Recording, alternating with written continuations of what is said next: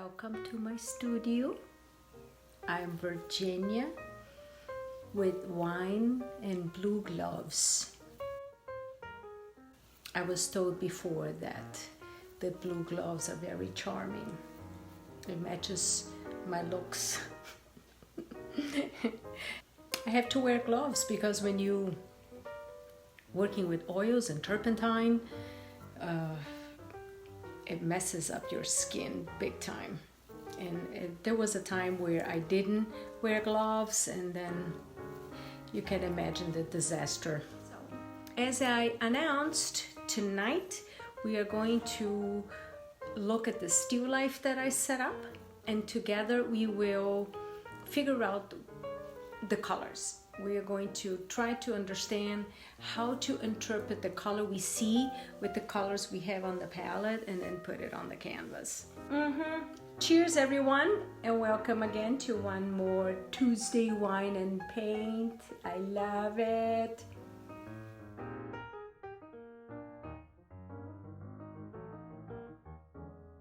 If you look at something and you're trying to color match, it's a childbirth almost. It's hard, and I've tried that route before many years ago. After trial and error and trying all kind of things to create a beautiful painting, I ended up using this technique that I'm going to show to you tonight.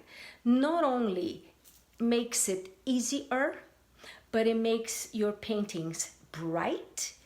It will make your paintings appealing, and you will know what to do when you don't see something, when you have to create, and when you have to go back to basics and back to the fundamentals to be able to come up with a color and or mix something, or what will be the highlight color, what's the reflection color, and things like that. Let's go into my palette first so you can see the colors that I use and why. You can use whatever color palette you have. You adapt to your colors, and I know that once you understand the fundamentals, you can do whatever you want and then add your own personal touch and your personal artistic decisions on the subject. And in this case today, I'm going to talk to you about, even if it's a simple object like this one is, we're going to talk about placement. We're going to talk about making it appealing, and why we will use certain colors, and why we have to make some decisions to create a beautiful painting. Okay, it's not all about what color do I see, because if your lighting is crap and it's maybe you don't even have a good lighting like tonight, but I'm gonna create even with a bad light, and that's what you're going to see. All right, so here I'm going to turn you guys to my palette, and I'm glad that this is going to be recorded so that if you need to go back and revisit, you can revisit all this and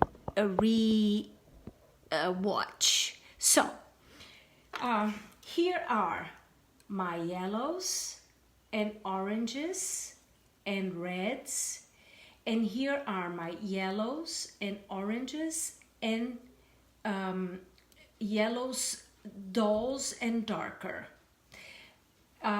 So if I were to make this on the perfect order, I would do this. I will get with two. I'm just making sure you can see this. Should we go closer? Nah, you can go closer with your own screen there. So that's my lightest yellow. That's a little darker yellow. That's an even darker yellow yet. And then I have this yellow that is duller and darker. And then I have this yellow that's burnt umber. So that's my line of yellows. Now I'm gonna work on my oranges.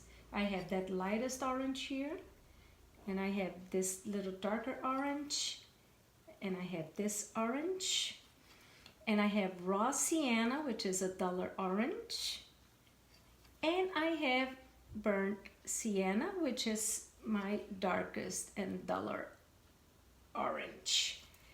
And so those are how I see and how the colors go from light to dark. Why do we need to know that? Because you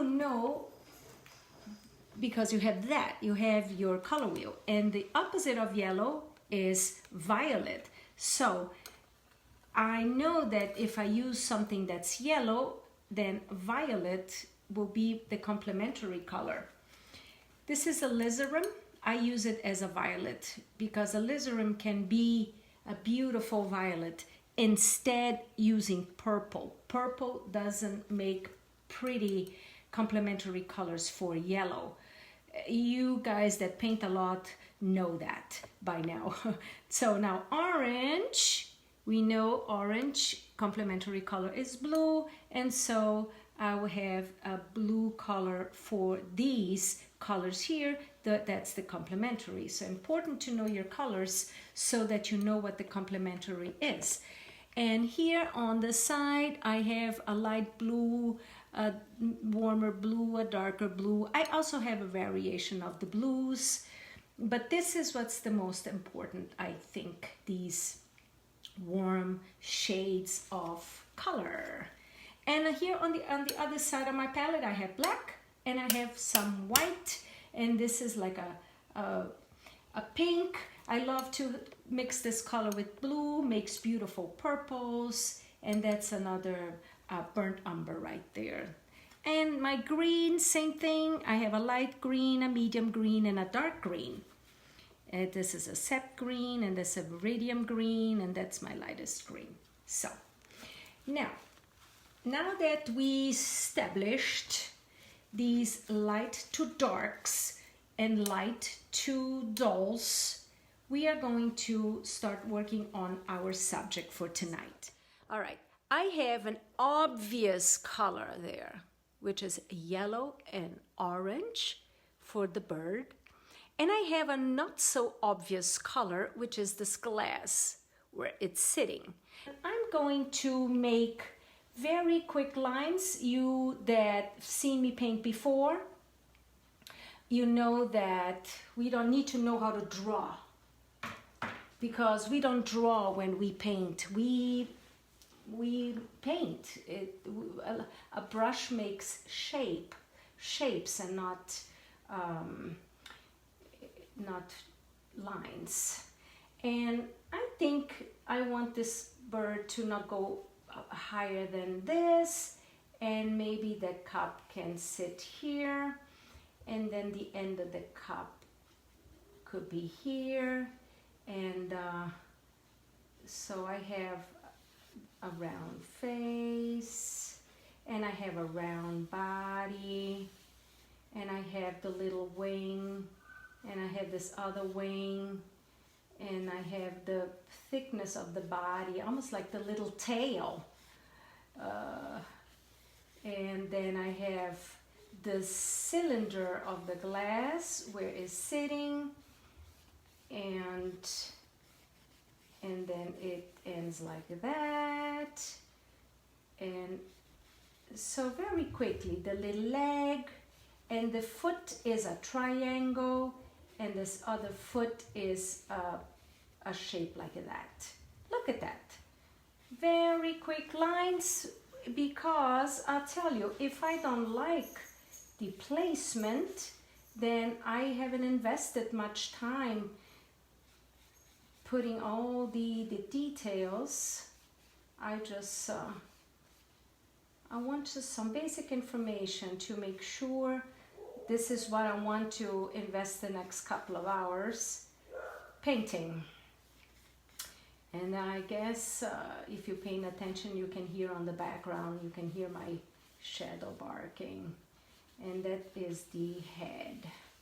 And so, very quickly, it has a width and that and the little hairs, and I think I kind of like that for now.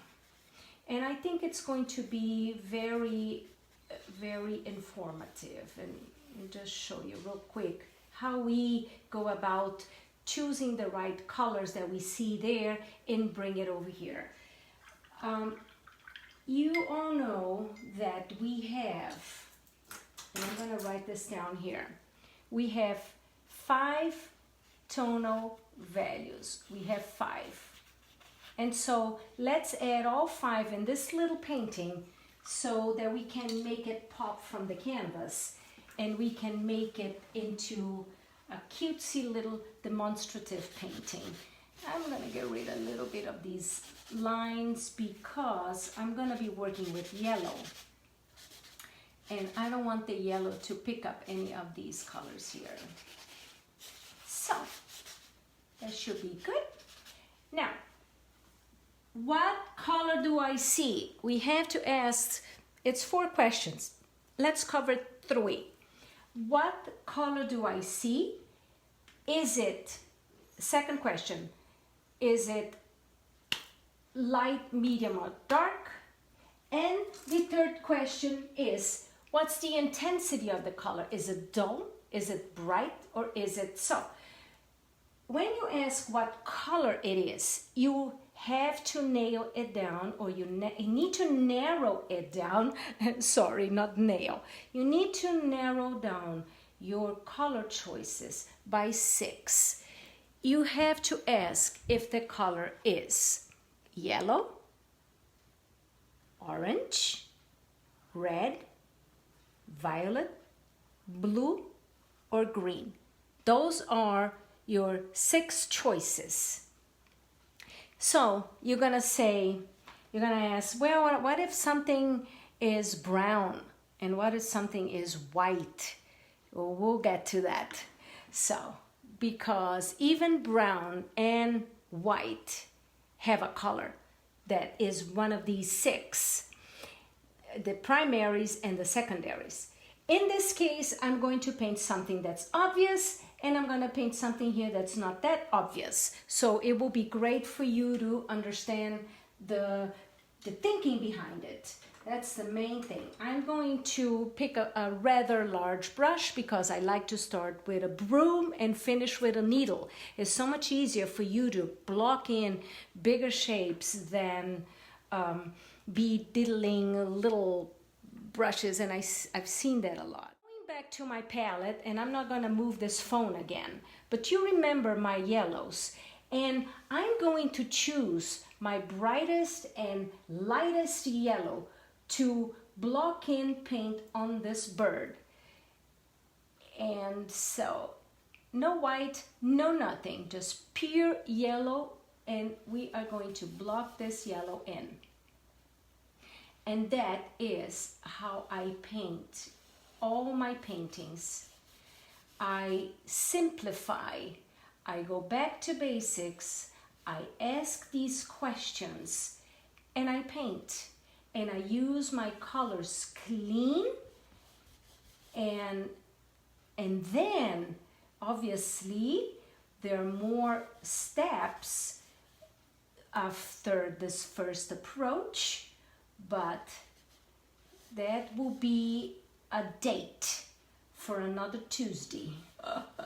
Okay, so today is this class is about interpreting what you see, even if you have a crappy lighting, and if you don't like the shading or you can create the focal point from your knowledge. So painting with knowledge is the key to create something pretty.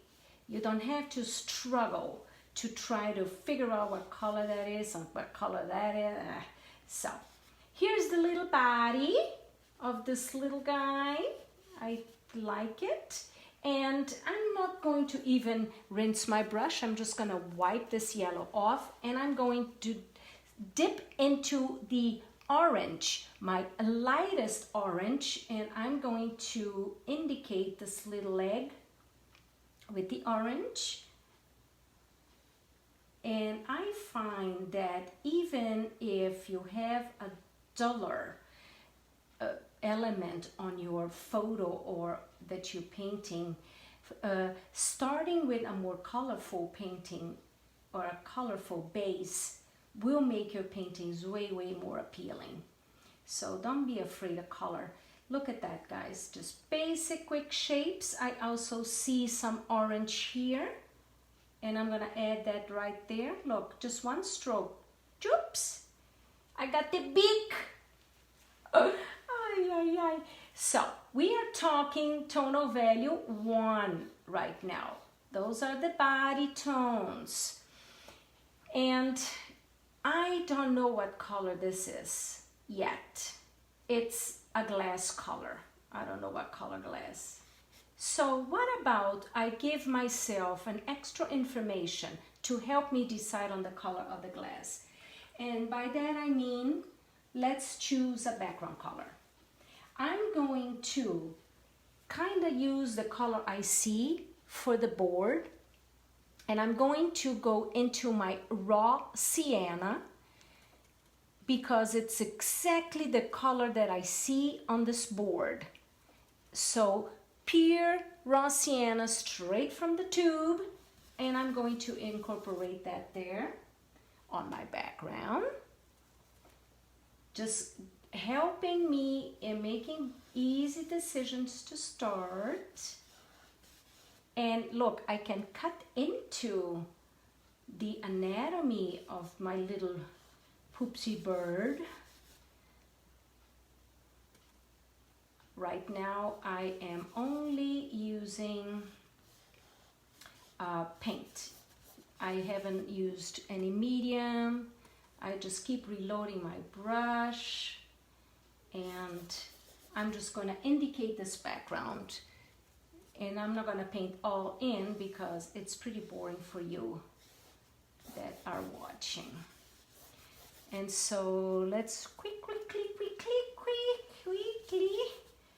add that color around, and so we can make our object jump off the canvas.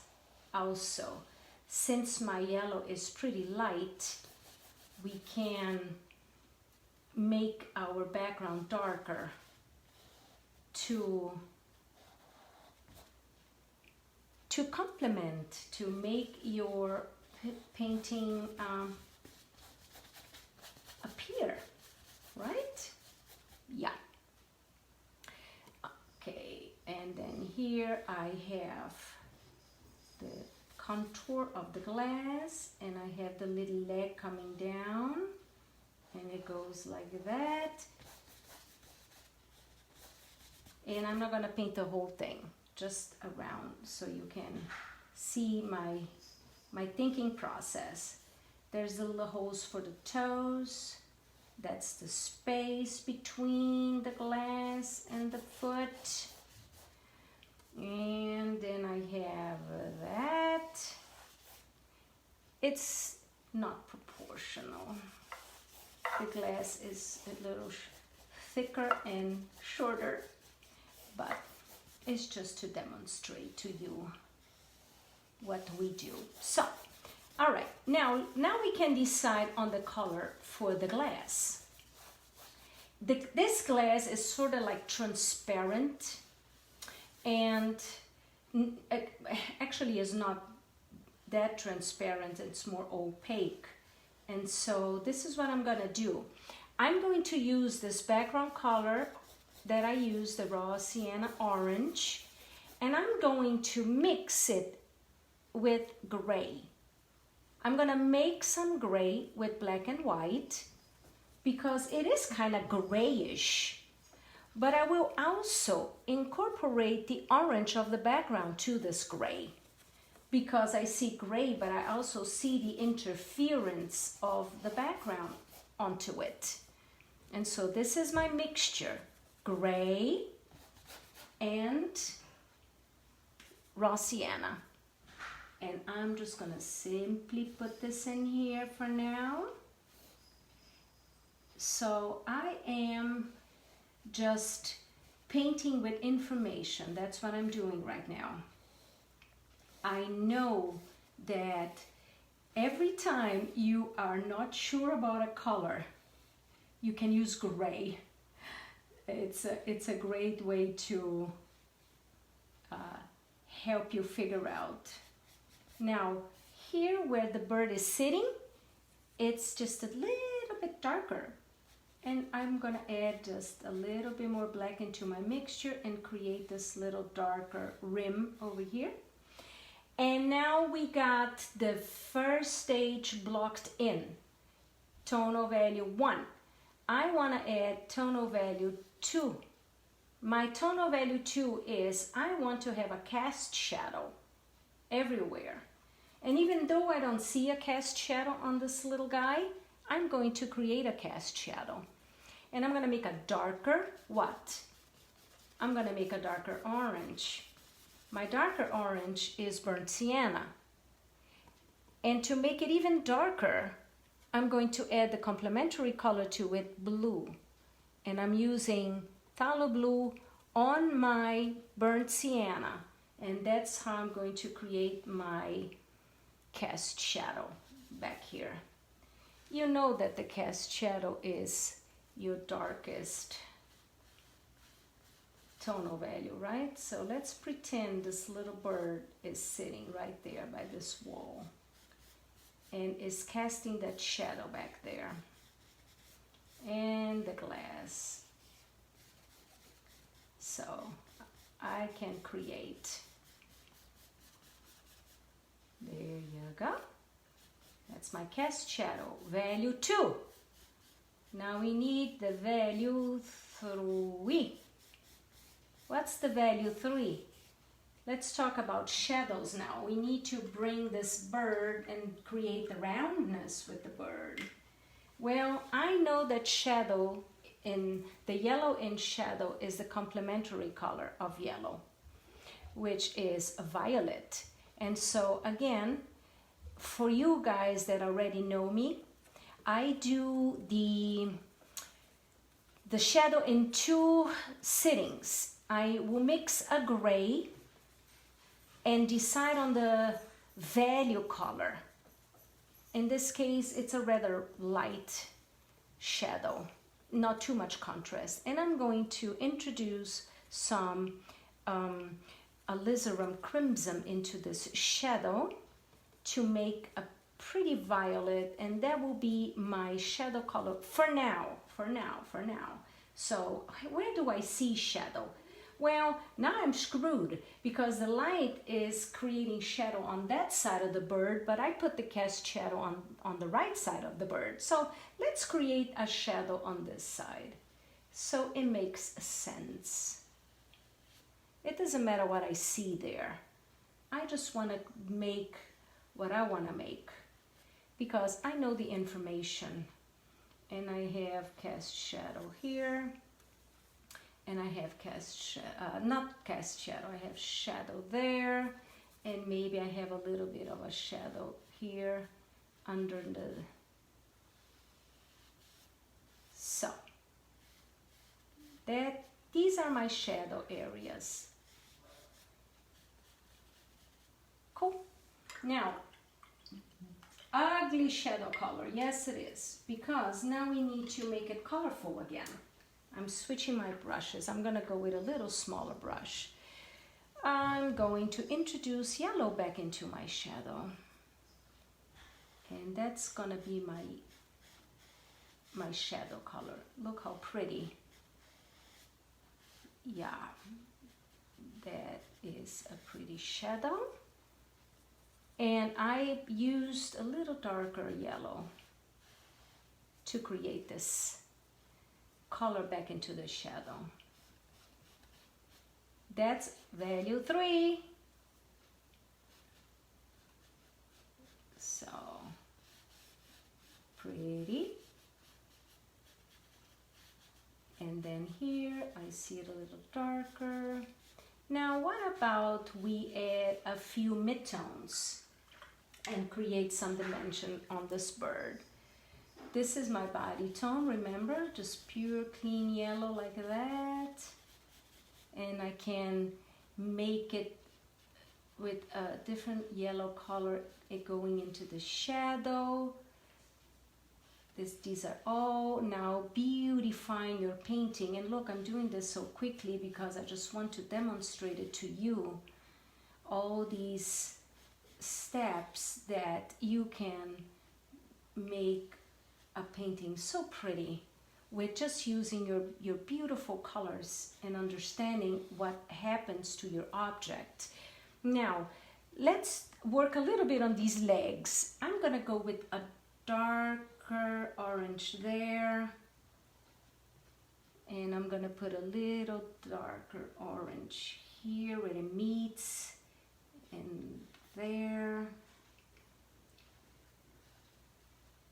We can use that to bring some midtones into it, and then we can create the shadow color for the orange as well. Let's create the color for orange.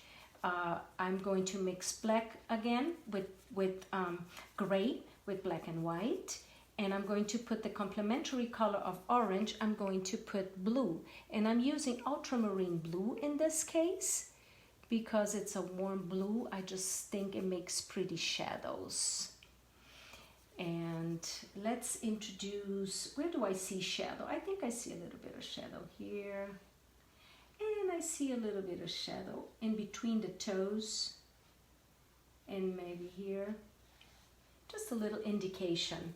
It doesn't matter, just so you can see what I'm doing. Now that I have the smaller brush, I'm gonna go with a darker gray and make him sit here and make him sit there. See all these little things you can do to create your painting, even if you don't see it. Add it there. You add information, or you take away things. If something doesn't work well with your picture, then you eliminate it. Don't put it there just because you see it. It sounds kind of obvious, but also I'm going to add a little bit of a cast shadow here on this little paw. Maybe like that. There. And then we don't see cast shadow there. All right, so that's 3. Now we have to work with our value 4. Let's incorporate value 4. What about before we do 4, we can add the little eyes to it. Let's just indicate these little eyes there, and a little eye there. Oh my God. Since I have my little brush on my hands, I'm just going to go ahead and give this little beak some dimension too. Just with a darker orange. Just a darker orange, that's it. And I also want to, I'm dying to give this ducky hair. So let me go back into this same brush here and add, I'm going to use the same bright yellow, and I'm just going to whoosh and give this guy some hairs there. Oh, it's so cute. Okay, value 4. Let's talk about reflection.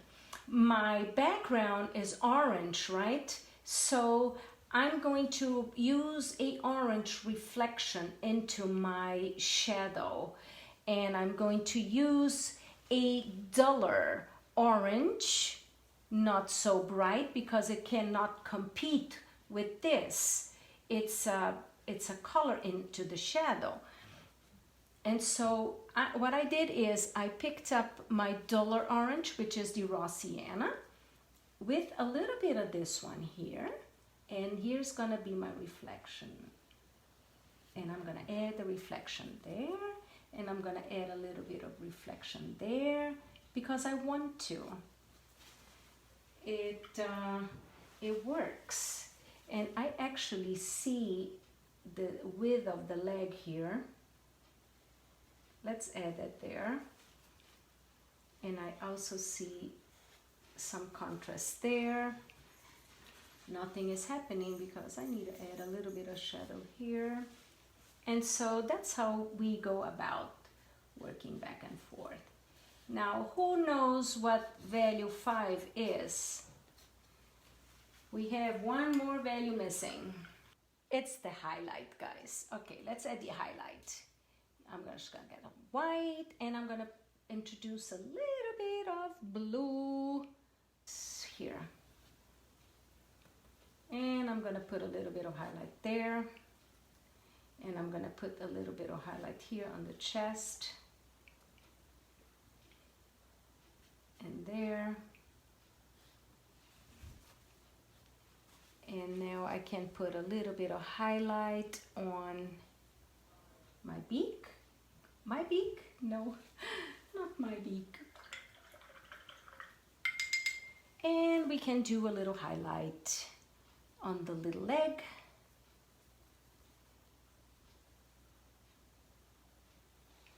And we can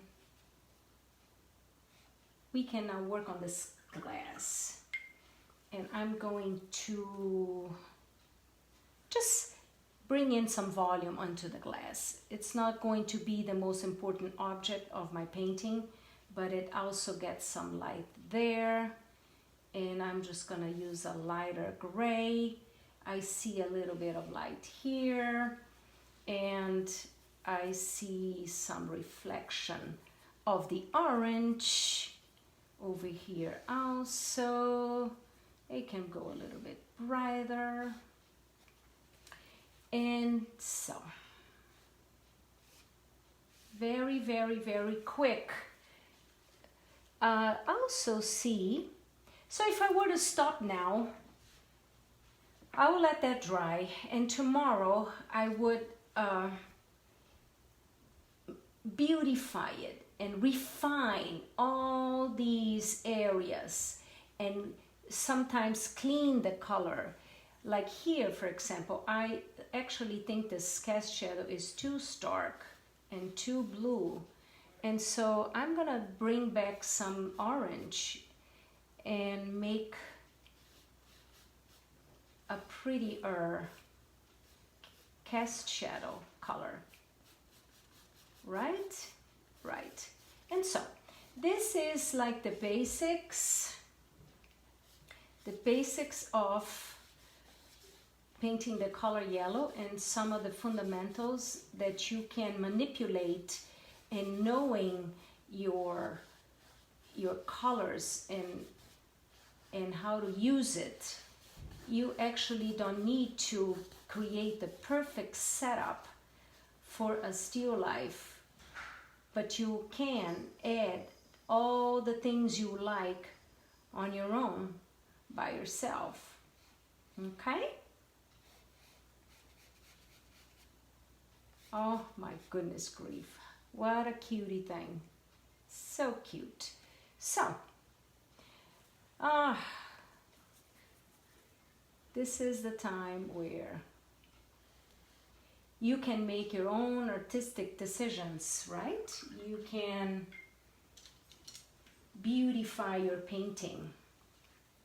What about I add, where's my mousse stick? Right here, my mousse stick. I can add some dimension to these little eyes.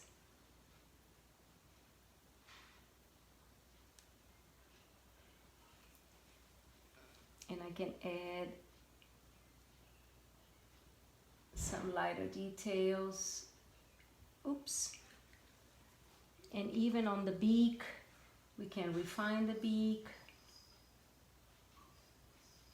add more information, and make it prettier and prettier with more,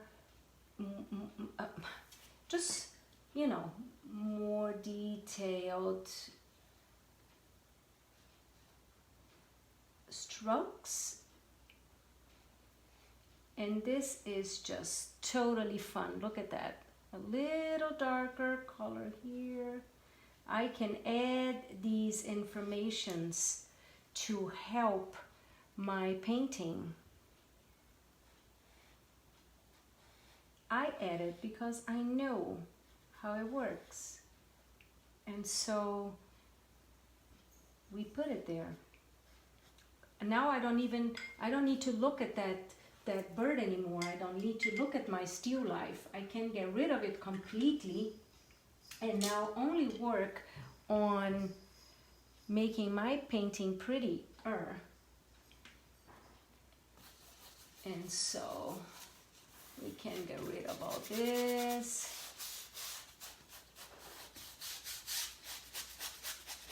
And I think it was an awesome night and an awesome class for you guys to help you simplify your problems and your approaches on painting.